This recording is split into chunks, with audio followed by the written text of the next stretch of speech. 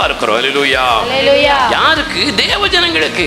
முதல்ல 2 விதமான பேச்சு, 2 விதமான மனநிலை, இங்க 2 விதமான நினைவுகள். அல்லேலூயா. இந்த தேவ ஜனங்கள் என்ன செய்தாங்களா? பாகாலையும் வணங்கினார்கள், கர்த்தரையும் வணங்கினார்கள். இவர்களுக்கு யார் தெய்வம் என்றேன்னு தெரியல. அல்லேலூயா.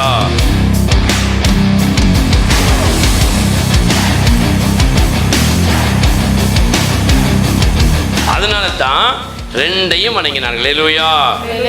தேவனை குறித்து அறிவில்லாதவர்கள் எல்லாவற்றையும் வணங்குவார்கள். அல்லேலூயா. அவர்களுக்கு கல்லும் தெய்வம் தான், புல்லும் தெய்வம் தான். அல்லேலூயா. ஆமா, மனுஷர்களும் தெய்வம் தான், பணமும் தெய்வம் தான், வேலையும் தெய்வம், தொழிலும் தெய்வம், எல்லாமே அவங்களுக்கு தெய்வம் தான். எது அவங்களுக்கு வருமானத்தை கொடுக்குதோ, எது அவங்களுக்கு நல்ல விஷயம் அவங்க நினைக்கிறாங்களோ அது அவங்களுக்கு தெய்வமா இருக்கும். அல்லேலூயா.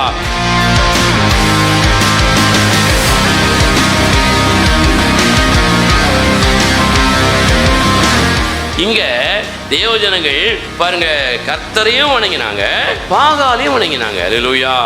அப்போ இந்த தீர்க்கதரிசி கேட்கிறான், எப்பா நீ எந்த மட்டும்பா 2ஐயும் போட்டு கும்பிட்டு கிடப்ப? அல்லேலூயா. எந்த மட்டும் 2க்கு நீ ஆராதனை செய்வாய்? எந்த மட்டும் 2 நீ வழிபடுவாய்? அல்லேலூயா. தேவனையும் தேவன் அல்லாதவைகளையும் எந்த மட்டும் நீ வழிபடுவாய்? ஏன் இப்படி நீ குந்தி குந்தி நடக்கிற அப்படின்னு கேட்கிறான். அல்லேலூயா.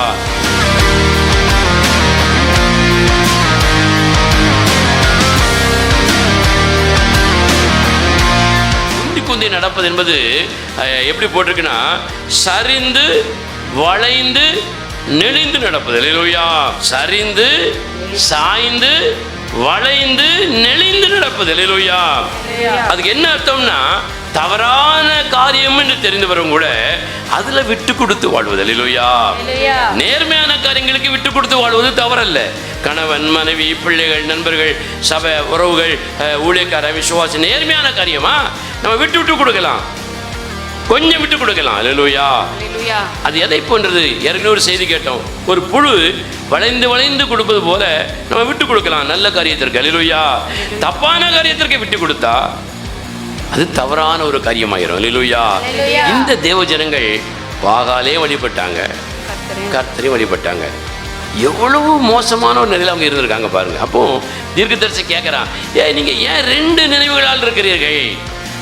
ஒண்ணு கர்த்தரை பின்பற்று, இல்லைன்னா போயிரு. அல்லேலூயா. இஷ்டப்படி எதையா ஒண்ணு, தெய்வம் ஒண்ணுதான் இருக்க முடியும், ஒன்றை போய் பின்பற்று. ஒரு அல்லேலூயா பார்க்கலாம்.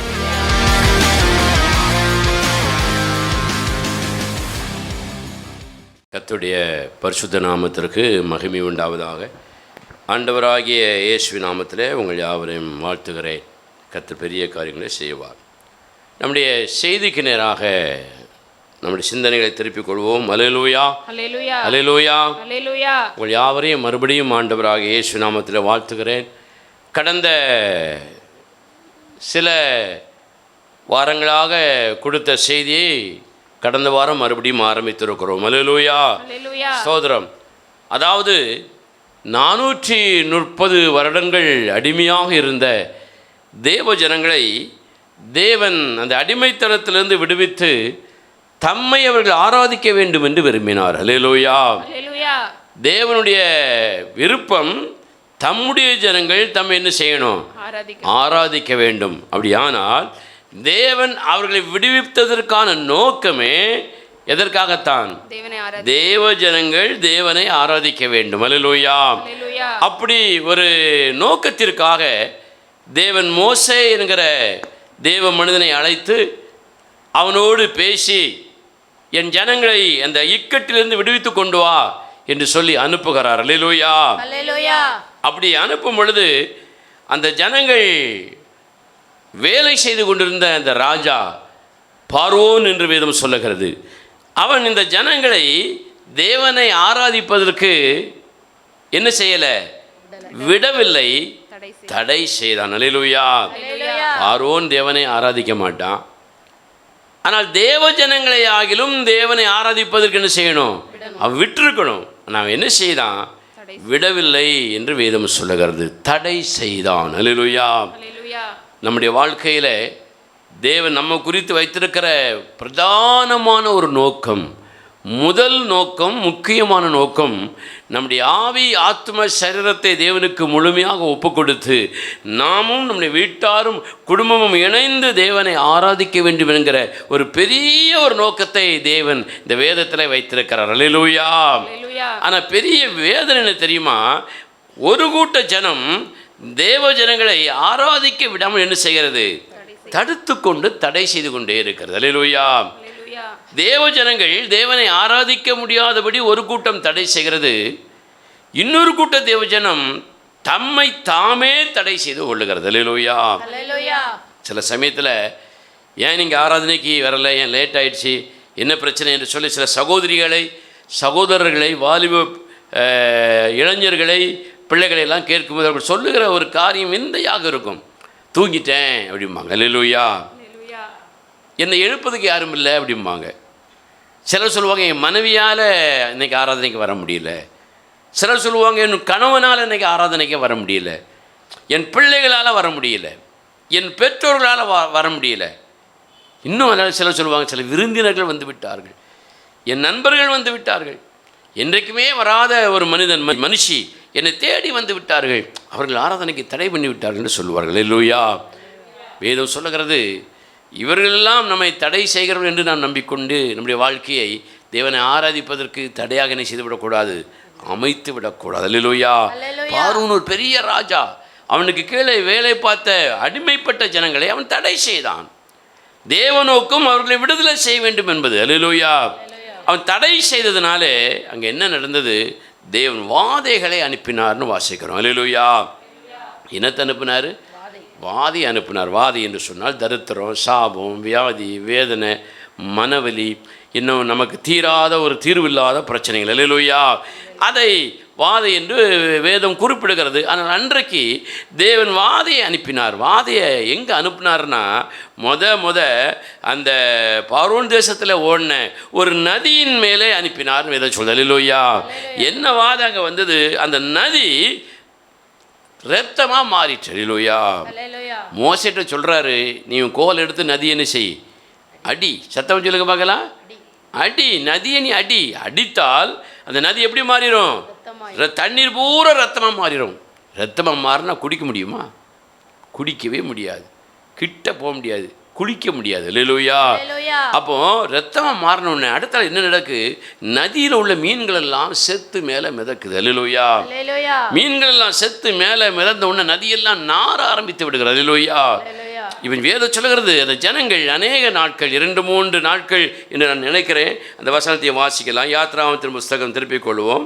7ஆம் அதிகாரம், யாத்திராகமும் 7ஆம் அதிகாரம் 24ஆம் வசனமும் 25ஆம் வசனம் வாசிங்க. யாத்திராகமும் 7ஆம் அதிகாரம் 24-25. நதியின் தண்ணீர் குடிக்க உதவாதபடியால் குடிக்கத்தக்க குடிக்கிற தண்ணீருக்காக எகிப்தியர் எல்லோரும் நதியோரத்தில் ஊற்று தோண்டினார்கள். கர்த்தர் நதியை அடித்து 7 நாள் ஆயிற்று. 7 நாள் தண்ணீர் குடிக்க முடியாது, குளிக்க முடியாது. ஒரு அல்லேலூயா பார்க்கலாம். அவ்வளவு பெரிய மீன்கள் செத்து நாறு, அந்த தண்ணீரே நாறுகிறது, நதியே நாறுகிறது, ஊரே நாறுகிறது. அல்லேலூயா.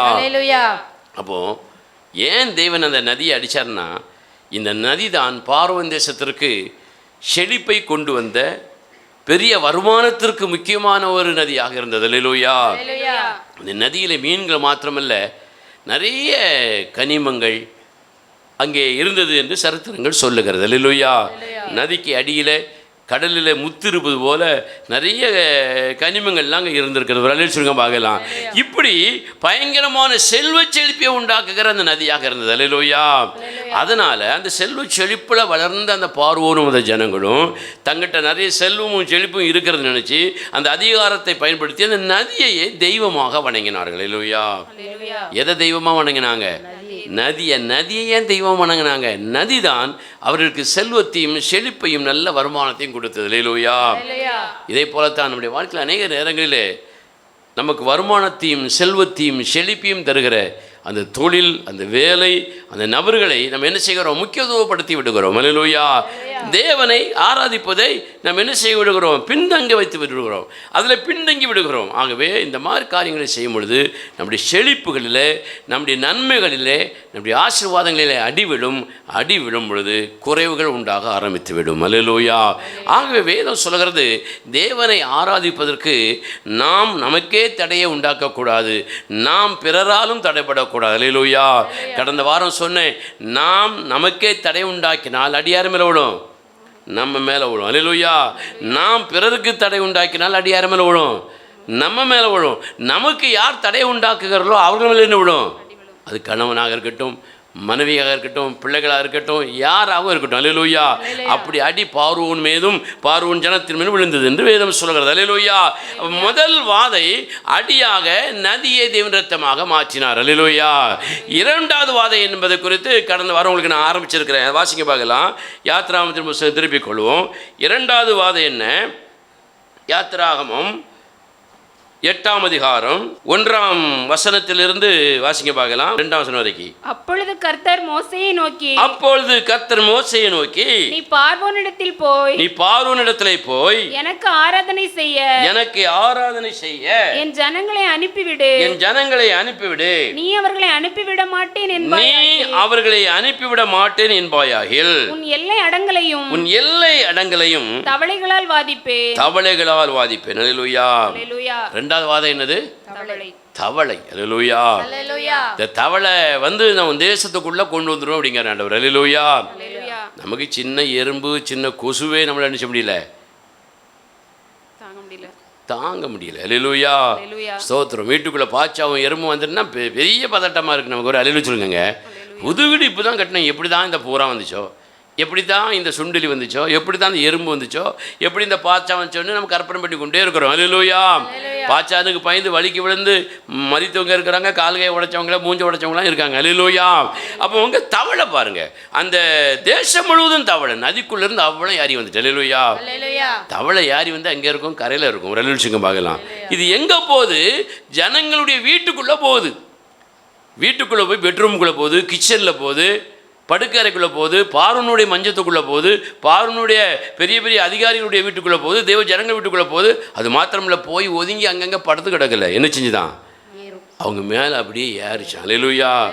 ஒன்றுன்னா பரவாயில்லை, லட்சக்கணக்கான தவளை வந்து அந்த ஜனங்கள் மேலே ஏறும்போது எப்படி இருக்கும் பாருங்க. ஒரே பெரிய வேதனைங்க. அல்லேலூயா. வேதம் சொல்லுகிறது, தவளைகளை தேவன் அனுப்பும் பொழுது பாருங்க, அங்கே பெரிய வேதனைப்பட்டாங்க. ஏன் இந்த தவளை வந்துச்சு? தேவனை ஆராதிக்காததுனால. அல்லேலூயா. முதல்ல செழிப்புல அடி, செல்வத்தில் அடி, ஆசீர்வாதத்தில் அடி குறைவுபட்டது. ரெண்டாவது, தவளைகள் உள்ளே அனுமதிக்கப்பட்டது என்று வேதம் சொல்லுகிறது. அல்லேலூயா. தவளையை பற்றி போன வாரம் சொன்னேன். தவளையில் எத்தனை வகை இருக்கு? 6500 வகை இருக்கு. அல்லேலூயா. தவளையில் ஆண் பெண் 2 வகையும் அதில் இருக்கு. தவளைகள் வந்து மாம்சத்தை சாப்பிடக்கூடிய ஒரு மாம்சப்பட்சி. அல்லேலூயா. ஆமாம். தவளையில் பெண் தவளை 50,000 முட்டை வரைக்கும் போடுமா. அல்லேலூயா. யோசிச்சு பாருங்க, அப்போ தவளையுடைய பெருக்கம் எப்படி இருக்கும் பாருங்க. தவளையில் பல கலர் இருக்குது. அல்லேலூயா. தவளையில் விஷத்தவளைன்னு ஒன்று இருக்கு. அது மூஞ்சில் துப்பிட்டாலோ உடம்புல துப்பிட்டாலோ அதை நாம சாப்பிட்டாலோ எப்படி செஞ்சிருவோம்? மறித்து போய்விடும். இப்படிப்பட்ட தவளையுடைய வகைகள் நிறைய இருக்குங்க. அல்லேலூயா. ஆனால் இப்போ அந்த தவளைக்கும் நமக்கு என்ன சம்பந்தம்? அன்னைக்கு பார்வோன் தேசத்தில் அவங்க ஆராதிக்காததுனால தவளை அங்கே வந்தது. அல்லேலூயா. வாதை வந்தது. அதனால பெரிய பிரச்சனைகளும், தூங்க முடியாமல், படுக்க முடியாமல், ஒருவரோடு பேச முடியாமல், ஒரே என்ன சொல்கிறது, ஒரு வேதனையான ஒரு நிலை அங்கே உண்டானது. அல்லேலூயா. இப்போ நமக்கும் தவளைக்கு என்ன சம்பந்தம் அப்படிங்கிற ஒரு வசனத்தோடு நான் சொன்னேன். வாசிக்க பார்க்கலாம். வெளிப்படுத்தலின் புஸ்தகம் திருப்பிக் கொள்வோம். வெளிப்படுத்தலின் புஸ்தகம் 16ஆம் அதிகாரம் திருப்பிக் கொள்ளுங்கள். 13ஆம் வசனத்தை வாசிங்க. அப்பொழுது வலு சர்ப்பத்தின் வாயிலும் மிருகத்தின் வாயிலும் கள்ள தீர்க்கதரிசியின் வாயிலும் இருந்து தவளைகளுக்கு ஒப்பான 3 அசுத்த ஆவிகள் புறப்பட்டு வர கண்டேன். அவைகள் அற்புதங்களை செய்கிற பிசாசுகளின் ஆவிகள். அவைகள் பூலோகம் எங்கும் உள்ள ராஜாக்களை சர்வ வல்லமையுள்ள தேவனுடைய மகா நாளில் நடக்கும் யுத்தத்திற்கு கூட்டி சேர்க்கும்படி புறப்பட்டு போகிறது. வேதம் சொல்லுது தவளையின் ஆவிகள் அவர்களிடத்துல இருந்தது வேதம் சொல்லுது. அல்லேலூயா. யார்கிட்ட? வலுச்சற்பத்துல, கள்ள தீர்க்கதரிசிகிட்ட, வேற மிருகத்தின் வாயில்ல. அப்போ கள்ள தீர்க்கதரிசிங்கிறது ஒரு மனுஷனை குறிக்கிறது. சொல்லுங்க பார்க்கலாம். அப்போ தவளையின் ஆவி கள்ள கிறிஸ்தவர்கள் இவர்களிடத்துல அனுப்பப்படுகிறதாக கடைசி காலத்திலே நடக்கிற சம்பவமாக வேதம் சொல்கிறது. அல்லேலூயா. இந்த தவளையின் ஆவிகள் எங்கிருந்து வருது? அந்த ஆவிகள் எதற்கு ஒப்பிட்டு பேசப்படுகிறது? அந்த வேத வசனம் என்ன சொல்லுது? வாசிங்க பார்க்கலாம். அப்பொழுது வலு சர்ப்பத்தின் வாயிலும் மிருகத்தின் வாயிலும் கள்ள தீர்க்கதரிசியின் வாயிலும் இருந்து தவளைகளுக்கு ஒப்பான 3 அசுத்த ஆவிகள் அல்லேலூயா. அவைகள் பிசாசின் ஆவிகள் தான். ஆனா அது எப்படிப்பட்ட ஆவிகள்? அசுத்தமான ஒரு ஆவிகள். அல்லேலூயா. இந்த அசுத்தமான ஆவிகள் பாருங்கள், ஒரு கள்ள தீர்க்கதரிசியினுடைய வாயிலிருந்து அவனுடைய வாழ்க்கையில வெளிப்பட்டதுன்னு வேதம் சொல்லுது. அல்லேலூயா. அப்ப இதை போல இந்த கடைசி காலத்துல தவளையின் ஆவிகளினாலே பாதிக்கப்படுகிற தேவனுடைய பிள்ளைகள் உண்டு, தேவனுடைய ஊழியர்கள் உண்டு, தேவ ஜனங்கள் உண்டு என்று நான் சொன்னேன். அல்லேலூயா. தவளையின் ஆவி ஒரு மனிதனை பாதிக்குமானால் அவன் எப்படிப்பட்டவனா இருப்பான்? அசுத்த ஆவி பிடித்தவனாக இருப்பான். ஆனால் அற்புதம் செய்வான். அல்லேலூயா. அவன் அசுத்த ஆவி பிடித்தவனாக இருப்பான், ஆனால் அற்புதங்களை செய்வான். காரணம் வேதம் சொல்லுது, பிசாசின் ஆவி அற்புதங்களை செய்யும், அசுத்தமாகவும் நடந்து கொள்ளும். அல்லேலூயா. இப்படி வேதம் தெளிவாக தவளையின் ஆவிக்கு ஒப்பாக பிசாசின் ஆவியை அசுத்தமான ஆவி என்றும் அற்புதங்களை செய்கிற ஆவி என்றும் இங்கே குறிப்பிடுகிறது. அல்லேலூயா. நமக்கும் தவளைக்கு என்ன சம்பந்தம்? மறுபடியும் நம்ம கேட்குறோம். அல்லேலூயா. தவளை பற்றி நிறைய சொன்னோம். நம்ம தவளையை போல 50,000 முட்டையை போட முடியாது. அல்லேலூயா. ஆமாம். ஒரு குழந்தை 2 குழந்தைய பெற்று வளர்க்கறதுக்கே பெரிய பாடாக இருக்குது. ஒரு சொல்லுங்க பார்க்கலாம். ஆமாம்.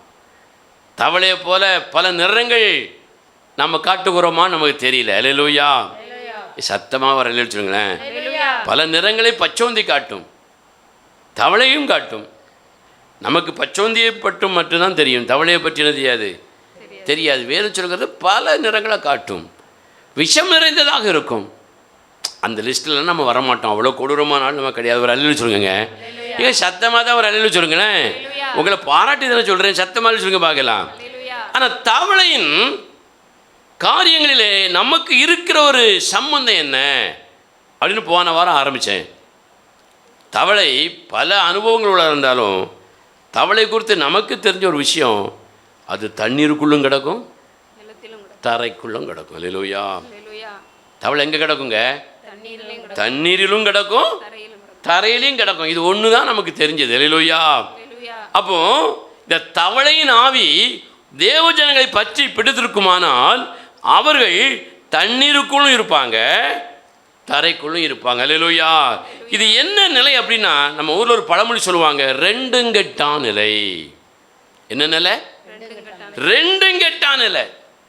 தண்ணிக்குள்ளே போட்டாலும் நினைய மாட்டான், தரையில் போட்டாலும் காய மாட்டான். ஒரு சொல்லுங்க பார்க்கலாம். ரெண்டுங்கெட்டான் நிலை. என்ன சொன்னாலும் இரண்டும் கெட்ட நிலையிலே வாழ்ந்து கொண்டிருக்கிற அநேக தேவ ஜனங்கள் இருக்கிறார்கள் என்பதை இந்த வசனத்தை கொண்டு நாம் என்ன செய்யலாம்? புரிந்து கொள்ளலாம். அல்லேலூயா. ரெண்டும் கெட்டான் நிலை, 2 நிலையில் வாழுகிற ஒரு தேவஜனம் ஒரு நாளும் ஆசீர்வதிக்கப்பட்ட தேவஜனமாக இருக்கிறதுக்கு வாய்ப்பே கிடையாதுங்க. அல்லேலூயா. உலக பழமொழியும் சொல்லுகிறது, வேதமும் சொல்லுகிறது, இந்த தவளையின் சோபமுடையவர்கள் கெட்டு போய்விடுவார்கள். அல்லேலூயா. ஸ்தோத்திரம். அப்போ வேதத்தில் நாம் ரெண்டும் கெட்ட மனநிலையில் வாழுகிறோமா? இந்த தவளையின் ஆவி பிடித்தவர்களாக நம்முடைய வாழ்க்கையை அமைத்திருக்கிறோமா என்று வேதத்தில் இருந்து ஒரு சில விஷயங்களை நான் உங்களுக்கு போன வாரம் சொன்னேன். அல்லேலூயா. அதை கொஞ்சம் ஞாபகப்படுத்தி விட்டு மீதியான காரியங்களை சொல்லலாம்னு நினைக்கிறேன். அல்லேலூயா. தவளையின் ஆவி பிடித்தவர்கள் எப்படி இருப்பாங்க? ரெண்டும் கெட்ட நிலையிலே இருப்பார்கள். அல்லேலூயா. தவளையின் ஆவி பிடித்தவர்கள் அசுத்தமுள்ளவர்களாக இருப்பார்கள். இப்போ சொல்லுங்க, தவளையின் ஆவி பிடித்தவர்கள் எப்படி இருப்பார்கள்? ரெண்டும் கெட்டானாக இருப்பார்கள். தவளையின் ஆவி பிடித்தவர்கள் எப்படி இருப்பாங்க? அசுத்த ஆவியினாலே ஆட்கொள்ளப்பட்டவங்களாக இருப்பாங்க. அல்லேலூயா. இந்த ரெண்டும் கெட்டான்னா என்ன அர்த்தம் தெரியுமா? 2 மனம்னு அர்த்தம். அல்லேலூயா. ஒரு மனதில் அவங்க வேலை செய்ய மாட்டாங்க. 2 மனசு இருக்கும். அதை செய்யவா, இதை செய்யவா, அங்கே போகவா, இங்கே போகவா, அதை வாங்கவா, இதை வாங்கவா. அல்லேலூயா. 2 மனசு. இந்த 2 மனசை தான் இருமனம் என்று வேதம் சொல்லுகிறது. அல்லேலூயா. இந்த 2 மனதை உடையவர்களை தான் 2 கெட்டான் என்று வேதம் சொல்லுகிறது. இந்த 2 நிலை, தரையிலும் தண்ணீரிலும் வாழுகிற அந்த 2 நிலையைத்தான் வேதம் 2 கெட்டான் நிலை என்று சொல்லுகிறது. உலகமும் அதை சொல்லுகிறது. அல்லேலூயா. அப்போ இந்த 2 கெட்ட இருமன நிலை உள்ளவன் எப்படி இருப்பானா, அந்த அசுத்தாவி பிடித்த மனிதர்கள் எப்படி இருப்பாங்களாம், வாசிக்க பார்க்கலாம். யாக்கோபு எழுதிய நிருபம் 1 அதிகாரம் திருப்பிக் கொள்வோம். யாக்கோபு எழுதிய நிருபம் 1 அதிகாரம் 8வது வசனத்தை வாசிங்க. இருமனம் உள்ளவன் தன் வழிகளில் எல்லாம் நிலையற்றவனாக இருக்கிறான். அல்லேலூயா. இருமனவனும் எப்படி இருப்பான் சொல்லுங்க பார்க்கலாம் சத்தமா. தன்னுடைய வழிகள் எல்லாவற்றிலும் ஒன்றில் நிறைவாக இருந்தான், ஒரு 5 வழிகளில் நிறைவாக இருந்தான், மீதி மற்ற வழிகளில் குறைவாக இருந்தாலும் கிடையாது. வேறு சொல்கிறது எல்லாவற்றிலும் அவன் மனசில் இருந்து 2 மனம் வேலை செய்கிறதுனால, 2 புத்தி வேலை செய்கிறதுனால, 2 விதமான சிந்தனைகள் வேலை செய்கிறதுனால எங்கே போகலாம், எங்கே வரலாம், எதை செய்யலாம், எப்படி செய்யலாம் அப்படின்னு தெரியாமல் எப்படி இருப்பானா, நிலையற்றவனாக இருப்பான், உறுதி இல்லாதவனாக இருப்பான். இப்படி உறுதி இல்லாதவனாக இருக்கிறவன் மேலே உள்ள ஒரு வசனத்தை வாசிக்க பார்க்கலாம். யாக்கோபு 1 அதிகாரம் 7வது வசனம் வாசிங்க. அப்படிப்பட்ட மனிதன் தான் கர்த்தரிடத்தில் எதையாகிலும் பெறலாம் என்று நினையாதிருப்பானாக. அல்லேலூயா. 2 மனசு உள்ளவர்கள் தேவனிடத்தில் எதையாகிலும் பெற்றுக்கொள்ளலாம் என்று செய்யாதீங்க, நினைச்சிடாதீங்க. உங்களுக்கு ஒன்றும் கிடைக்காது.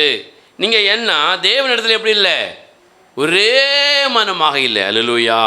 நீங்கள் இருவராக இருந்தாலும் ஒரு மனதாக இருந்தால் இந்த பூமியிலே தேவனுடைய நாமத்தில் வேண்டிக் கொள்வது, கேட்டுக்கொள்வது உங்களுக்கு கொடுக்கப்படும், கிடைக்கும் என்று வேதம் சொல்கிறது. அல்லேலூயா. ஆகவே நம்ம தேவனிடத்தில் ஒரே மனநிலை உள்ளவர்களாக இருக்கணும்.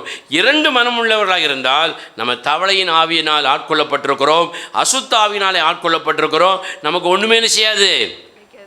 சத்தம் சொல்லுங்க, கிடைக்காது. கிடைச்சதில் தேவாசீர்வாதம் இருக்காது. அல்லேலூயா.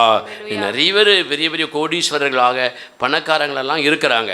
அவங்கெல்லாம் சமாதானமாக இருக்கிறாங்களான்னா கிட்ட போய் பார்த்தா தான் உங்களுக்கு தெரியும். அல்லேலூயா. வேதம் சொல்கிறது, தேவன் தம்முடைய ஐஸ்வர்யத்தை கொடுக்கும் பொழுது எப்படி கொடுப்பாராம், வேதனை இல்லாமல் கொடுப்பாராம். அல்லேலூயா. தேவனுடைய ஆசீர்வாதம் எப்படி தரும், ஐஸ்வர்யத்தை தருமா. ஆனால் தேவன் அதில் என்ன செய்ய மாட்டார், வேதனையே கொடுக்க மாட்டார். அப்போ தேவன் தருகிற ஆசீர்வாதத்தில் வேதனை இருக்காது, சண்டை இருக்காது, கலகம் இருக்காது, சமாதான கேடு இருக்காது. என்ன இருக்கும், சமாதானம் இருக்கும். அல்லேலூயா. அது யாருக்கு, தேவனிடத்தில் ஒரே மனமுள்ளவனாக, தேவனிடத்தில் ஒரே மனமுள்ள குடும்பமாக, தேவனிடத்தில் ஒரே மனமுள்ள தேவ ஜனங்களாக நாம் நம்மை அர்ப்பணிக்கும் பொழுது எல்லாவற்றையும் பெற்றுக்கொள்வோம், சமாதானத்தோடும் ஆசீர்வாதத்தோடும் வாழுவோம். நம்மிடத்தில் இந்த தவளையின் ஆவி இருக்குமானால், இந்த அசுத்த ஆவி இருக்குமானால், 2 மனம் இருக்குமானால், நிலையற்ற உங்கள் வழிகளிலே இருந்து உங்களை என்ன செய்து கொள்ளுங்கள், மாற்றிக்கொள்ளுங்கள். அல்லேலூயா. எந்த வழிகளிலும் நீங்கள் எப்படி இருக்க மாட்டீங்க, உறுதியாக இருக்கவே மாட்டீங்க. அல்லேலூயா. இது தவளையின் ஆவினாலே ஆட்கொள்ளப்பட்ட தேவஜனங்களுக்கு அடையாளம். 2வது பாருங்க, 2 மனம் உள்ளவங்க எப்படி இருப்பாங்களாம், வாசிங்க பார்க்கலாம். திருப்பி கொள்வோம். சங்கீதம் 12 2வது வசனத்தையும் 3வது வசனத்தையும் வாசிங்க பார்க்கலாம். அவரவர் தங்கள் தோழர்களோடு நண்பர்களோடு பொய் பேசுகிறார்கள், இச்சக உதடுகளினாலே இருமனதாய் பேசுகிறார்கள். அல்லேலூயா. வேதம் சொல்லுது, இருமனதாக பேசுகிறவர்கள். அல்லேலூயா. எப்படி சொல்லுங்க பார்க்கலாம். இரு மனசா பேசுறாங்க. எப்படி பேசுறாங்களா, தங்கள் தோழர்களோடு இச்சக உதடுகளோடு இருமனதாக என்ன செய்கிறார்கள், பேசுகிறார்கள். இச்சக உதடுன்னு என்ன தெரியுமா, உங்களுக்கு சாதகமா பேசுறதுன்னு அர்த்தம். அல்லேலூயா. உங்களை புகழ்ந்து பேசுகிறதுன்னு அர்த்தம். உங்க கிட்ட வச்சு, உங்களை விட்டு தூரமாக போன பிறகு உங்களை நினச்சிவாங்க, இகழ்ந்து பேசுவாங்க, ஏசுவாங்க. அல்லேலூயா. உங்ககிட்ட எந்த விதமான யாச்சியும் பேச்சும் வாங்காத அளவுக்கு உங்களை உயர்த்தி உயர்த்தி உயர்த்தி பாராட்டி பாராட்டி புகழ்ந்து பேசிக்கொண்டே இருப்பார்கள். உடனே உங்களுக்கு என்னென்ன வரும், நல்ல அக்கா, நல்ல அண்ணன், நல்ல பொண்டாட்டி, நல்ல புருஷன். அல்லேலூயா. சத்தமாக தான் ஒரு எழுதி சொல்லுங்களேன். அல்லேலூயா. சில வீடுகளை பார்த்துருக்கீங்களா? தகப்பனார் பிள்ளைகளோட பேசி சத்தம் போடும் பொழுது தாய் சொல்லுவாள், அப்பா சொல்கிறத கேளு. அப்பாவை போல அறிவுள்ளவன் இந்த உலகத்தில் ஒருத்தரும் கிடையாது. அல்லேலூயா. அப்பா சொல்கிறத கேளு நீ அப்படின்னு தாய்க்கார் சொல்லுவா. பிள்ளை எப்படியே முழிக்கும். அல்லேலூயா. அல்லேலூயா. அப்பாக்காரர் வெளியே போன பிறகு, ஏமா நீங்கள் அப்படி சொன்னீங்க? அப்பா உண்மையிலே இந்த உலகத்திலே அறிவுள்ள ஆளா அப்படின்னு கேட்டால், அப்பாவை போல் அறகுற இந்த உலகத்தில் ஒருத்தனும் கிடையாது, அறிவு கெட்டவன் ஒருத்தனும் கிடையாது. இப்படி சொல்லக்கூடிய மனைவிமார்களும் இருக்கிற. அல்லேலூயா சொல்லுங்க பார்க்கலாம். மனைவி கிட்ட இருக்கும்போது மனைவியை புகழ்ந்து பேசுறது, மற்றவர்கிட்ட மனைவியை இகழ்ந்து பேசுறது. அல்லேலூயா. இதுதான் உங்களுக்கு விளங்கும்படி சொன்னால் ஆளுக்கு தகுந்த மாதிரி சால்ரா அடிக்கிறதுன்னு அர்த்தம். ஒரு சொல்லுங்க பார்க்கலாம். வேதம் சொல்லுகிறது இப்படி இருமனதாய் பேசுகிறவர்கள் யார்கிட்ட பேசுகிறாங்க? ஃப்ரெண்ட்ஸு கிட்ட. உங்களை விட்டு ஆளே கிடையாது. மனைவிட்ட உன்னை விட்டு ஆள் கிடையாதும்மா. புருஷங்கிட்ட உன்னை விட்டு ஆள் கிடையாது. பாஸ்டர்கிட்ட உங்களை மாதிரி பாஸ்டர் உலகத்திலே கிடையாது.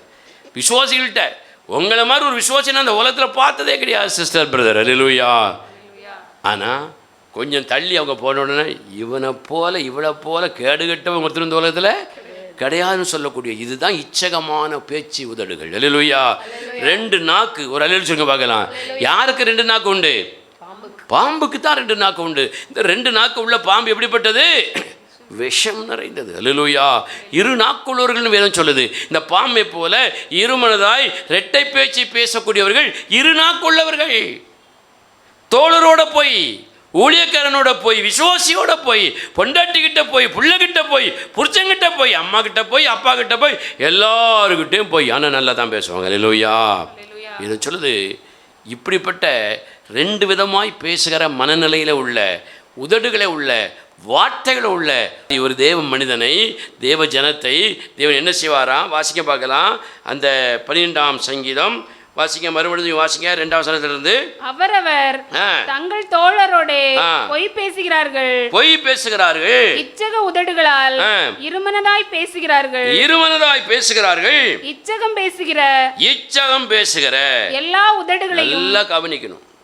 இப்படி 2 மனசா பேசுகிற, வஞ்சக புகழ்ச்சியோடு பேசுகிற எல்லா நாவுகளையும் உதடுகளையும், பெருமைகளை பேசுகிற நாவையும் கர்த்தர் அறுத்து போடுவார். அல்லேலூயா. நான் சொல்லலைங்க, வேதம் சொல்லுது. அல்லேலூயா. அதனால இச்சகமா சால்ரா போட்டு அவங்களுக்கு தகுந்த மாதிரி இவங்களுக்கு தகுந்த மாதிரி என்ன செய்யாதீங்க? பேசிட்டு வெளியே போனோன்னே அவங்களுக்கு எதிராக என்ன செய்யாதீங்க? பேசாதீங்க. முதல்ல குடும்பத்துக்குள்ள ஒழுங்காயிருங்க. அல்லேலூயா. உண்மையை பேசுங்க. புருஷனை குறித்து உண்மையை பேசுங்க, அது பேசாதீங்க. மனைவியை குறித்து உண்மையை பேசுங்க, அது பேசாதீங்க. இன்னொரு ஆள்கிட்ட அவங்க மனைவியை ஏசுறதும், வீட்டில் போனோட மனைவி காலடியில் போய் படுத்துக்கிட்டதும். அல்லேலூயா. இன்னொரு ஆள்கிட்ட புருஷனை பற்றி திட்டுறதும், வீட்டில் போனோன்னு ஐயா ஐயா ஐயா அரசனையும் தான் சொல்கிறதும், இப்படி இந்த ஏமாத்துற பேச்செல்லாம் முதல்ல என்ன செஞ்சுருங்க? விட்டுருங்க. அல்லேலூயா. இது 2 மனசுடைய ஒரு பேச்சு. அப்படி பேசுனா அவங்ககிட்ட என்ன இருக்குன்னு அர்த்தம்? கரெக்டாக சொல்லுங்க பார்க்கலாம். கரெக்ட். தவளை நாவி இருக்கிறது. அல்லேலூயா. தவளை நாவினா எந்த ஆவி? அசுத்த ஆவி இருக்கிறது. அது அற்புதங்களை கூட உன் மூலமாக என்ன செய்யலாம். இப்போ அதை குறித்து நான் பேச வரல. அல்லேலூயா. தவளை நாவி போல அசுத்தமான ஆவி உள்ளவர்களாக நம்ம என்ன செய்யக்கூடாது? இச்சகமாக எதையும் என்ன செய்யக்கூடாது? பேசவே கூடாது. தாவீது கூட இன்னொரு வசனத்தில் எழுதுகிறார். வாசிங்க பார்க்கலாம். சங்கீதத்தின் புஸ்தகம் 28ஆம் அதிகாரம் திருப்பிக் கொள்ளுங்கள். 3வது வசனத்தை வாசிங்க. அயலானுக்கு சமாதான வாழ்த்துதலை சொல்லியும் தங்கள் இருதயங்களில் பொல்லாப்பை வைத்திருக்கிற துர்மார்க்கரோடும் அக்கிரமக்காரரோடும் என்னை வாரிக்கொள்ளாதையும். அல்லேலூயா. அயலானுக்கு சமாதானமான வாழ்த்துதலை சொல்லிக்கொண்டு தன் இருதயத்திலே பொல்லாப்பை வைத்திருக்கிற துன்மார்க்கன்னு போட்டிருக்கு. அல்லேலூயா. அப்போ 2 மனசா வாழ்த்துதலையும் சாபத்தையும் பொல்லாப்பையும் உள்ள வச்சிருக்கிறவங்க யாரு? துன்மார்க்கன். அசுத்தாவி பிடிச்சவங்கட்டா இந்த வேலை நடக்கும். அல்லேலூயா.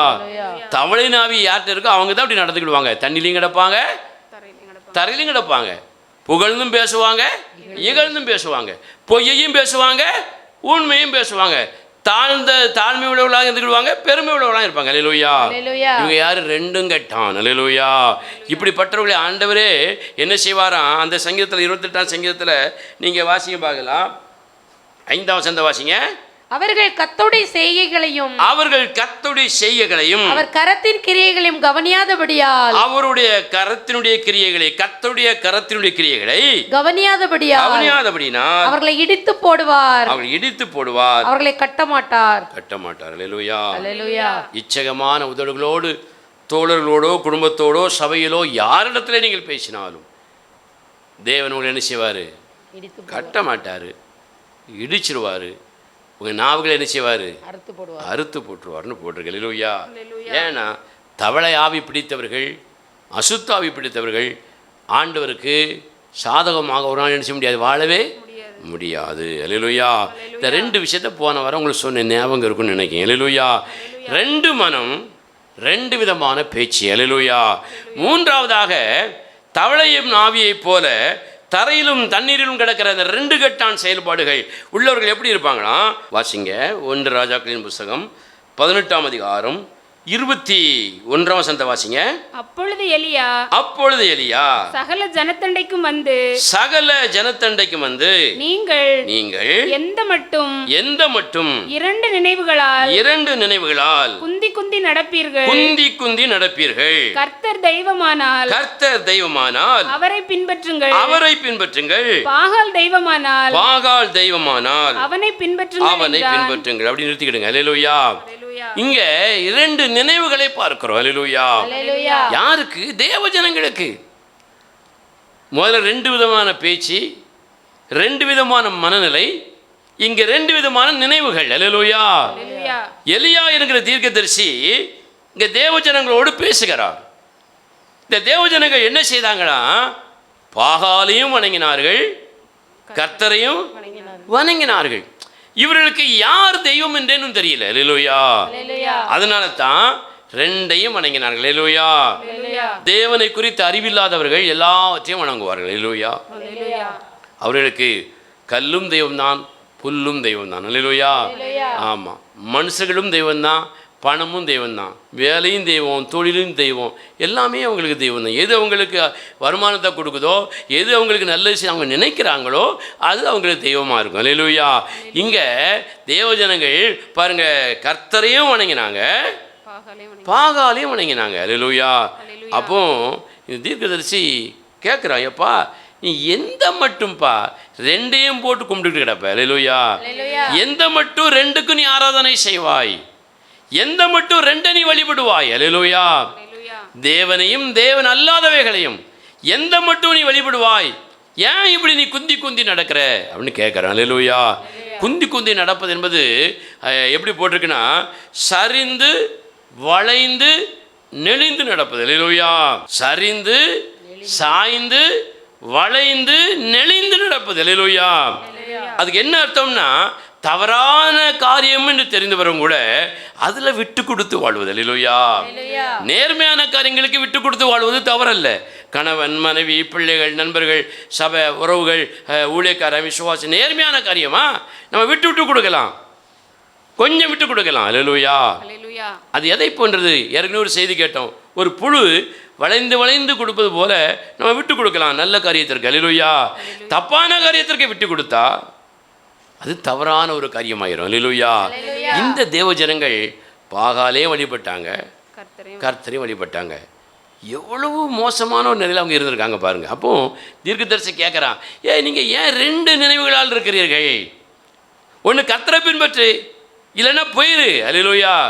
இஷ்டப்படி எதையா ஒன்று, தெய்வம் ஒன்று தான் இருக்க முடியும், ஒன்றை போய் பின்பற்று. ஒரு அலுவலிச்சுங்க பார்க்கலாம். அப்போ இந்த ஜனங்கள் என்ன சொல்லியிருக்கணும்? கர்த்தரை பின்பற்றுவோன்னு சொல்லியிருக்கணும். ஆனால் அந்த ஜனங்கள் என்ன செய்தாங்க தெரியுமா? வாசிக்க பார்க்கலாம். அதே 1 ராஜாக்களின் புஸ்தகம் திருப்பிக் கொள்வோம். அதே 18ஆம் அதிகாரம் 21ஆம் வசனத்தை வாசிங்க. அப்பொழுது எலியா சகல ஜனத்தண்டைக்கும் வந்து, நீங்கள் எந்த மட்டும் 2 நினைவுகளால் குந்தி குந்தி நடப்பீர்கள், கர்த்தர் தெய்வமானால் அவரை பின்பற்றுங்கள், கர்த்தர் தெய்வமானால் அவரை பின்பற்றுங்கள், அவரை பின்பற்றுங்கள், பாகால் தெய்வமானால் தெய்வமானால் அவனை பின்பற்றுங்கள் என்றார். அவனை பின்பற்றுங்கள் என்றான். ஜனங்கள் பிரதியுத்தரமாக அவனுக்கு ஒன்றும் சொல்லவில்லை, ஒன்றும் சொல்லாமல் அமைதியாக இருந்தார்கள். அல்லேலூயா. இதுதான் மோசமான செயல்பாடு. அல்லேலூயா. ஏன் சிஸ்டர் இப்படி இருக்கீங்க, ஏன் பிரதர் இப்படி இருக்கிறீங்க, 2 கட்டா நிலையில ஏன் இப்படி இருக்கிறீங்க? ஒன்று பாகலை வணங்குங்க, இல்லைன்னா இயேசு கிறிஸ்துவை வணங்குங்க. அல்லேலூயா. ஒன்று தேவனுடைய ஆவியானவருடைய நடத்துதலுக்கு ஒப்பு கொடுங்க, இல்லைன்னா அசுத்தாவிக்கு ஒப்பு கொடுங்க. ஒன்று ஆவியான தேவனை நீங்கள் ஆராதிங்க, இல்லைன்னா விக்கிரகத்தை ஆராதிங்க அப்படின்னு சொன்னால் எப்படி இருப்பாங்க? அமைதியாக இருப்பாங்க. அல்லேலூயா. அமைதியாக இருந்தாச்சுனாலே அவங்க எப்படிப்பட்டவங்களா இருக்கிறாங்க? பெரிய மோசமான ஆவி பிடிச்சவங்களா இருக்காங்கன்னு அர்த்தம். அல்லேலூயா. உஷாராக இருக்கவன்னு சொல்லுவாங்க, தப்பு தான் பிரதர், தப்பு தான் சிஸ்டர், நாங்கள் இன்னும் அப்படி செய்ய மாட்டோம்னு சொல்லுவாங்க. அல்லேலூயா. தீர்க்கதரிசி சொல்லுவாங்க, எதையாவது ஒன்று கும்பிடுப்பா. அல்லேலூயா. தேவனை வழிபடு, இல்லைன்னா தேவன் அல்லாதவளை போய் வழிபடி போயிரு அப்படிங்கிறான். அல்லேலூயா. இன்னைக்கு எப்படியெல்லாம் யாரும் சொல்ல மாட்டாங்க. அல்லேலூயா. அதுக்குன்னு ஒரு சபை இருக்குது, நம்ம குறையே சொல்லாத ஒரு சபை. நீ என்ன செஞ்சுட்டு வந்தாலும் நீ அங்கே உன்னை உயர்த்தி பேசுவதற்கு, உன்னை பாராட்டுவதற்கு, உன்னை தப்பாக வழி நடத்துவதற்கு உனக்கு என்ன வேணாலும் இச்சகமாக பேசி நடத்துவாங்க. அல்லேலூயா. வேதம் சொல்லுது 2 நினைவுகள், தேவனா தேவன் அல்லாதவைகளா. அல்லேலூயா. இதை தெளிவாய் அறிந்து கொண்டு ஒருத்தி தேவனை ஆராதிக்காவிட்டால் வேதம் சொல்லுகிறது அவட்ட என்ன ஆவி இருக்கு? தவளை நாவி இருக்கிறது. அல்லேலூயா. தவளை நாவி என்றால் என்ன ஆவி? அசுத்தாவி இருக்கிறது. இவன் தேவனிடத்தில் ஒன்றையும் பெற்றுக்கொள்ளவும் முடியாது. தேவன் அந்த நாவுகளையும் அந்த அவர்களை என்ன செய்வார்? அறுத்து போடுவார். இங்கே பெரிய சாபம் வந்ததுன்னு வேதம் சொல்லுது. அல்லேலூயா. யோசிச்சு பாருங்க, 2 நினைவுகளால் யாரை நீங்கள் வழிபட்டு கொண்டிருக்கிறீர்கள்? 2 நினைவுகள். யார் உங்களுக்கு முக்கியம்? தேவன் தாங்க முக்கியம். அல்லேலூயா. அதுக்கு நீங்கள் முக்கியத்துவம் கொடுக்கணும். அப்படி கொடுக்காவிட்டால் நாம் தவளை நாவினால் ஆட்கொள்ளப்பட்டிருக்கிறோம் என்பதை என்ன செய்து கொள்ள வேண்டும்? அறிந்து கொள்ள வேண்டும். தண்ணீரிலும் கிடக்கிறோம், தரையிலும் கிடக்கிறோம். அல்லேலூயா. அடுத்தால பாருங்க, 2 மனசுடையவங்க எப்படி இருப்பாங்களா? ஒரு வசந்த வாசிங்க பார்க்கலாம், திருப்பிக் கொள்வோம். யாக்கோபு எழுதிய நிருபம் 4ஆம் அதிகாரம் 8வது வசந்த வாசிங்க பார்க்கலாம். தேவனிடத்தில் சேருங்கள், தேவனிடத்திலே சேருங்கள், அப்பொழுது அவர் உங்களிடத்தில் சேர்வார், அப்பொழுது அவர் உங்களிடத்திலே சேர்வார். பாவிகளே, பாவிகளே, உங்கள் கைகளை சுத்திகரியுங்கள், உங்கள் கைகளை சுத்திகரியுங்கள், இருமனம் உள்ளவர்களே, இருமனம் உள்ளவர்களே, உங்கள் இருதயங்களை பரிசுத்தமாக்குங்கள், உங்கள் இருதயங்களை பரிசுத்தமாக்குங்கள். அல்லேலூயா. அல்லேலூயா. அடுத்தால 2 மனம் உள்ளவர்களை பற்றி வேதம் சொல்லுது, இருதயத்தில் எப்படி இருக்க மாட்டான்? சுத்தமா இருக்க மாட்டான், பரிசுத்தமா இருக்க மாட்டான். அல்லேலூயா. இதயத்தில் எப்படி இருக்க மாட்டாங்க? பரிசுத்தம் இருக்காது. வெளியே பார்த்தா நீட்டாக ஒயிட்டு கலரு சட்டை, கலர் சேலை, கலர் பேண்ட்டு, சென்ட், பவுடரு எல்லாம் நீட்டாக இருக்கும். ஒரு அழிச்சுக்க பார்க்கலாம். சரீரம் சுத்தமாக இருக்கும். தினந்தரி 3 நேரம் குளிப்பு, ஒரு அழிச்சுக்க பார்க்கலாம். நல்ல எண்ணெய் தேய்ப்பு எல்லாம் நல்லா இருக்கும். இருதயம் எப்படி இருக்கும்? அசுத்தமாக இருக்கும். ஏன்னா எப்படி இருக்கிறான்? இருமனம் உள்ளவனாக இருக்கிறான். அல்லேலூயா. இதை பற்றி உங்களுக்கு ரொம்ப சொல்லாண்டான்னு நினைக்கிறேன். அல்லேலூயா. இருதயத்தில் பரிசுத்தம் இல்லாதவர்கள், அசுத்தம் உள்ளவர்கள் எப்படிப்பட்டவங்க? இருமனம் உள்ளவர்கள். இவங்க எந்த ஆவியினால் பிடிக்கப்பட்டிருக்கிறாங்க? தவளை நாவினால் பிடிக்கப்பட்டிருக்கிறார்கள். இன்னொன்று அசுத்தாவினால் பிடிக்கப்பட்டிருக்காங்க. அல்லேலூயா. இந்த இருமனம் உள்ளவர்கள் எப்படிப்பட்டவங்களா இருப்பாங்க? அதே வசனத்தில் மேல வாசிங்க பார்க்கலாம். தேவனிடத்தில் சேருங்கள், தேவனிடத்திலே சேருங்கள், அப்பொழுது அவர் உங்களிடத்தில் சேர்வார், அப்பொழுது அவர் உங்களிடத்திலே சேர்வார். பாவிகளே அப்படின்னு போட்டு இருதயத்தில் பரிசுத்தம் இல்லாதவன் யாரு? பாவி, அசுத்தமான ஒரு பாவி. அல்லேலூயா. இவன் தேவனிடத்தில் என்ன செய்ய மாட்டான்? சேரவே மாட்டாங்க. தேவனோடு ஒட்டவே மாட்டான், மண்ணோட தான் ஒட்டியிருப்பான். அல்லேலூயா. இளையகுமாரன் பன்றிகளோடு ஒட்டி கொண்டது போல ஒரு தகப்பனுடைய மகன் தகப்பனை விட்டு பிரிந்து போகணும்னு எங்கே தான் ஒட்டணும்? பன்னி கூடையும் துன்மார்க்கமான நண்பர் கூடையும் தான் ஒட்டணும். அல்லேலூயா. அன்றைக்கு கூட ஒரு சகோதரன் அழகாக பிரசங்கம் பண்ணார். பரியாசக்காரன் கூட்டத்தில் உட்காராத, பாவிகளுடைய வழியில் நிற்காத, துன்மார்க்கனுடைய ஆலோசனையில் கேட்காதன்னார். அல்லேலூயா. இதை போல தேவனுடைய பிள்ளைகள் இந்த வழிகளில் நிற்க மாட்டாங்க.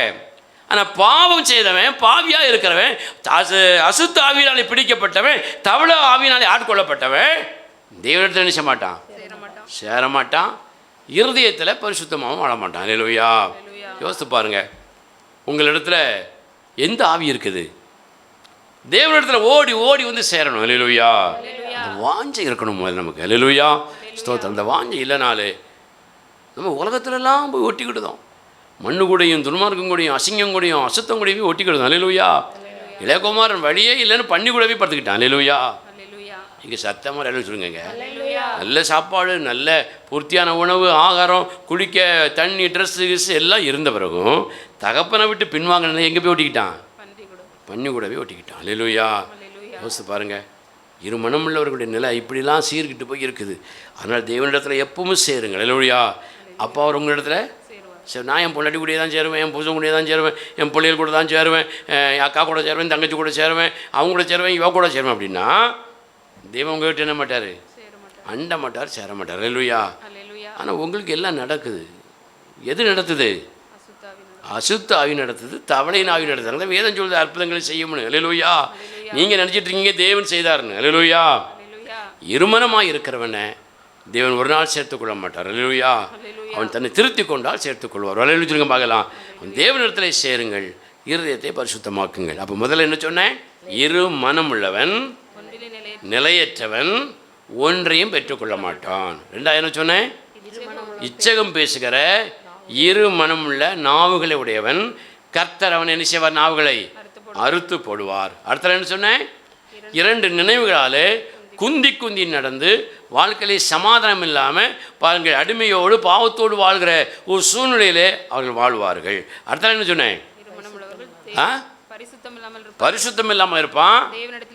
இரு மனம் உள்ளவன் தேவனிடத்தில் சேர மாட்டான். சேர மாட்டான். இவன் யாரு? பாவிகள். அல்லேலூயா.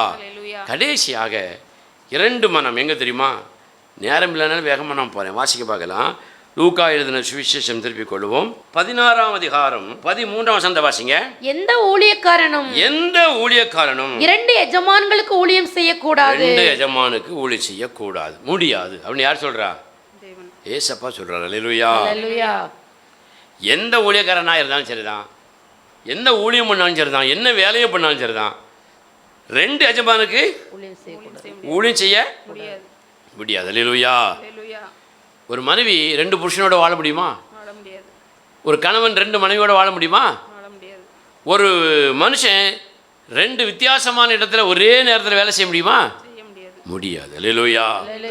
வேதம் சொல்லுது, எந்த ஒரு ஊழியக்காரனாக இருந்தாலும் மனுஷனாக இருந்தாலும் ரெண்டு எஜமானுக்கு என்ன செய்ய முடியாது? ஊழியம் செய்ய முடியாது. இந்த ரெண்டு எஜமான் யாரு? ரெண்டு எஜமான் யாரு? ஒரு பக்கம் தேவன். அல்லேலூயா. இன்னொரு பக்கம் உலக காரியங்கள். அல்லேலூயா. அதைத்தான் வேதம் சொல்லுது. வாசிங்க 16ஆம் அதிகாரம் அந்த 13ஆம் வசனத்துல கடைசி வசனத்தை வாசிங்க. தேவனுக்கும் உலக பொருளுக்கும் ஊழியம் செய்ய உங்களாலே கூடாது என்றார். ரெண்டு எஜமான் சொன்னா தேவனுக்கும் உலக பொருள் என்னது? பணம்னு அர்த்தம். அல்லேலூயா. பணம் பணம் பணம் பேயா அலையுது. அல்லேலூயா. பணத்தை சம்பாதிக்கணும், பணத்தை காப்பாற்றணும்.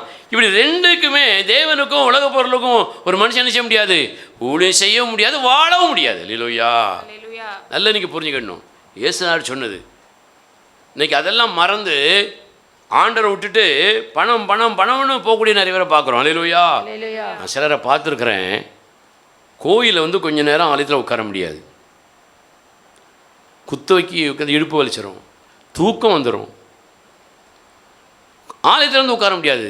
ஆனால் 1 லட்ச ரூபா வருகிறது, 10 லட்ச ரூபா நமக்கு வருகிறன்னு சொன்னால் எல்லாத்தையும் விட்டுட்டு கால் கிடுக்க கை கிடுக்க கண் கிடுக்க நினச்சிவாங்க, அழிஞ்சிக்கிட்டே இருப்பாங்க. அல்லேலூயா.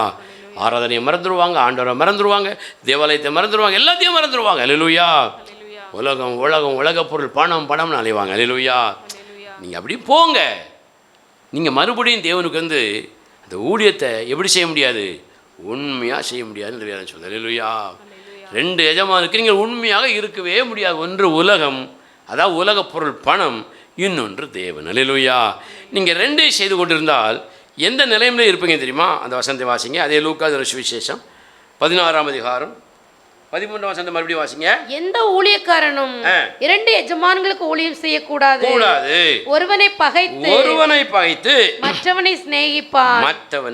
அல்லேலூயா. ஒன்று தேவனை பகைக்கணும், இல்லைன்னா உலக பொருளை பகைக்கணும், உலக காரியங்களை பகைக்கணும். இல்லை தேவனை பகைச்சா தான் நீ உலக பொருளை சிநேகிக்க முடியும். நீ ரெண்டையும் சிநேகிக்க முடியாது. ரெண்டு மனைவிக்கு ஒரு புருஷன் வேலை செய்ய, ரெண்டு புருஷனுக்கு ஒரு மனைவி வேலை செய்ய முடியாது. அப்போ நீ ஒன்றை சிநேகித்து ஒன்றை பகைக்கணும். அல்லேலூயா. அடுத்த வரி வாசிங்க. அல்லது ஒருவனை பற்றி கொண்டு மற்றவனை அசட்டை பண்ணுவான். ஒன்று ஒருவனை பகைத்து ஒருவனை சிநேகிக்கணும், இல்லைன்னா ஒருவனை பற்றி கொண்டு ஒருவனை அசட்டை பண்ணணும். யாரு?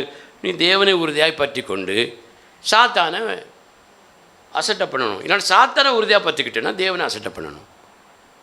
யோசிங்க.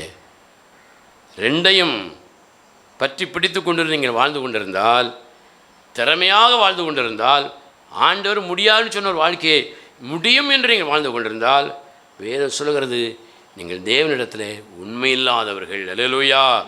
உண்மையில்லாத நீங்கள் தவளையின் ஆவினாலே பிடிக்கப்பட்டு நடத்தப்பட்டு கொண்டிருக்கிறீர்கள்.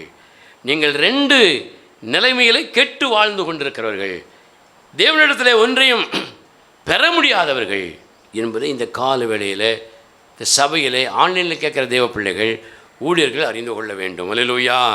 இப்படி சொல்லும் பொழுது யார்கிட்ட சொன்னார் தெரியுமா? பணக்காரங்கிட்ட சொன்னார். அல்லேலூயா. வசதி படைச்சவன்கிட்ட சொன்னார். அவன் என்ன செஞ்சானா? அடுத்த வசனத்தை வாசிங்க. லூக்கா 16ஆம் அதிகாரம் 14ஆம் வசனத்தை வாசிங்க. இவைகளையெல்லாம் பொருளாசைக்காரராகிய பரிசேயரும் கேட்டு அவரை பரியாசம் பண்ணினார்கள். இதை இயேசு சொல்லும் பொழுது பொருளாசைக்காரனாகிய பரிசேயர்கள், பணக்காரர்கள், அல்லேலூயா, வேதத்தை படித்தவர்கள், பல சட்ட திட்டங்களை அறிந்தவர்கள், அந்த என்ன எப்படிப்பட்டவங்களாக இருந்தாங்க? பெரிய பணக்காரங்களாக இருந்தாங்க. ஆண்டவர் உன்கிட்ட பொருளாசை இருக்குப்பா, நீ என்னையும் பிடிச்சிட்டு உலக பொருளையும் வந்தேன்னா உன்ட்டு என்ன இருக்குது? பொருளாசை இருக்குது. நீ என்னையும் சிநேகித்து பணத்தையும் சிநேகிப்பேன்னா உன்ட்ட பொருளாசை இருக்குது அப்படின்னு சொன்ன பொழுது அவன் சிரிச்சாங்களாம். அல்லேலூயா. கேலி பண்ணாங்களாம். ஏற்றுக்கொள்ள முடியாது. பொருளாசைக்காரனும் பணக்காரனும் நினைச்ச மாட்டான், ஆவிக்குரிமை ஏற்றுக்கொள்வான். அப்பொழுது ஆண்டு இடத்துல சொல்ற இடத்த வசந்த வாசிங்க. லூக்கா 16ஆம் அதிகாரம் 15ஆம் வசந்த வாசிங்க. அவர் அவர்களை நோக்கி, நீங்கள் மனுஷன் முன்பதாக உங்களை நீதிமான்களாக காட்டுகிறீர்கள். நீதிமான்களாகனா தேவ பக்தி உள்ளவர்களைப் போல, பயபக்தி உள்ளவர்களைப் போல, ஒரு விசுவாசிகளைப் போல, தேவ ஊழியக்காரனை போல காட்டுகிறீர்கள். தேவனோ உங்கள் இருதயங்களை அறிந்திருக்கிறார். மனுஷருக்குள்ளே மேன்மையாக எண்ணப்படுகிறது, தேவனுக்கு முன்பாக அருவருப்பாய் இருக்கிறது. தேவனுக்கு முன்பாக எப்படி இருக்கு? அருவருப்பாக இருக்கிறது. அல்லேலூயா. அப்போ ரெண்டு எஜமானுக்கு ஊழியம் செய்ய ஒரு நாளும் தேவனுக்கும் உலக பொருளாகிய பணத்திற்கும், அல்லேலூயா, தேவனுக்கும் மனைவிக்கும், தேவனுக்கும் கணவனுக்கும், தேவனுக்கும் வேலைக்கும் தொழிலுக்கும், தேவனுக்கும் எக்ஸ்ட்ரா எந்த ஒரு காரியமாக இருந்தாலும் ஊழியம் என்ன செய்யாது? முடியவே செய்யாது. அல்லேலூயா. ஒன்று நீ தேவனை பகைக்கணும், இல்லைன்னா உன் எதிர்பக்கத்தில் இருக்கிற அடுத்த கூட்டத்தை பகைக்கணும். ஒன்று தேவனை நீ பின்பற்றணும், இல்லைன்னா உலகத்தான நீ பின்பற்றணும். அல்லேலூயா. ரெண்டையும் சாமர்த்தியமாய் பண்ணி கொண்டிருக்கிறோம் என்று நீங்கள் நினைத்தால் அதை உங்களால் செய்ய முடியாது, உண்மையாக நிறைவேற்ற முடியாது. அது தேவனுக்கு முன்பதாக எப்படி இருக்குது? அருவருப்பாக இருக்கும். அல்லேலூயா. அநேகர் உங்களை நீதிமான்கள், தேவனுடைய ஊழியக்காரர்கள், பரிசுத்தவான்கள், விசுவாசிகள் என்று உங்களை பாராட்டினாலும் தேவன் உங்களை பார்த்து சொல்வார், நம்மை பார்த்து சொல்வார், ரெண்டுங்கட்டான நிலைமையில் வாழ்கிற ஒவ்வொரு தேவ பிள்ளைகளையும் பார்த்து சொல்வார், நீ எனக்கு அருவருப்பானவன். உன்ட்டு என்ன இல்லை? பரிசுத்தம் இல்லை, மனப்பூர்வமாக என்கிட்ட சேரக்கூடிய மனசு இல்லை, ஒரே விதமாய் பேசக்கூடிய நாக்கு உன்ட்ட இல்லை, ஒரே மனமாய் என்னை பின்பற்றக்கூடிய மனநிலை, ஒரே வழியில் நடக்கக்கூடிய மனநிலை உனக்கு இல்லை. அல்லேலூயா. நான் தான் தெய்வம் என்று உறுதியாய் பின்பற்றக்கூடிய உறுதியான நிலை உனக்கு இல்லை. அல்லேலூயா. இப்படி பல நிலைகளிலே தவளைகளின் ஆவி பிடித்தவர்களாக, ரெண்டும் கெட்டவர்களாக நாம் வாழ்ந்து கொண்டிருந்தால் வேதம் சொல்கிறது, வாதை நம்மீதும் நம்முடைய குடும்பத்திற்குள்ளும் வந்துவிடும். அல்லேலூயா. நம்மை சமாதானமாக வாழ விடாது, ஒரு சந்தோஷமாக வாழ விடாது, ஒரு பதட்டமான நிலையிலே நம்ம குடும்பம் இருக்கும். அதனால் ஒரே மனமாக தேவனை என்ன செய்யுங்க? பின்பற்றுங்க. தவளையின் ஆவி நம்ம விட்டு வெளியே போகும்படி ஆண்டவர் சமூகத்தில் ஜெபிங்க. தவளையின் ஆவியை போல ரெண்டும் கட்டா வாழ்க்கை, தண்ணீருக்கும் தரைக்கு என்ன செய்யாதீங்க, மயமாதமான வாழ்க்கை வாழாதீங்க. அது பெரிய சாபமும் பெரிய ஆசீர்வாத கேடு நமக்கு வந்துடும். எத்தனை பேருக்கு புரிந்தது? ஒரு அல்ல சொல்லுங்க பார்க்கலாம். அப்படி நம்ம 7 மணி இருப்போம். ஆண்டவரே, தவளையின் ஆவிகளைப் போல ரெண்டும் கட்டாம் வாழ்க்கை நாங்கள் வாழக்கூடாது. அது அசுத்தாவி வழிநடத்துதலுக்கு சமம். ஆண்டவரே, எங்களை ஒப்பு கொடுக்குறோம். வாய்களை திறந்து அப்படியே ஒப்பு கொடுங்க பார்க்கலாம். வாய்களை திறந்து அப்படியே தேவனை மகிமைப்படுத்தி அப்படியே ஒப்பு கொடுங்க. கர்த்தாவே, ஸ்தோத்திரம் ஸ்தோத்திரம் ஸ்தோத்திரம் ஸ்தோத்திரம் ஸ்தோத்திரம் ஸ்தோத்திரம். ஹல்லேலூயா ஹல்லேலூயா ஸ்தோத்திரம் ஸ்தோத்திரம் ஸ்தோத்திரம். அப்பா வாய்களை திறந்து அப்படியே ஒப்பு கொடுங்க. ஹல்லேலூயா ஹல்லேலூயா. யோவான் ஸ்நானகன் சொன்ன ஒரு வார்த்தை நினைவுக்கு வருகிறது.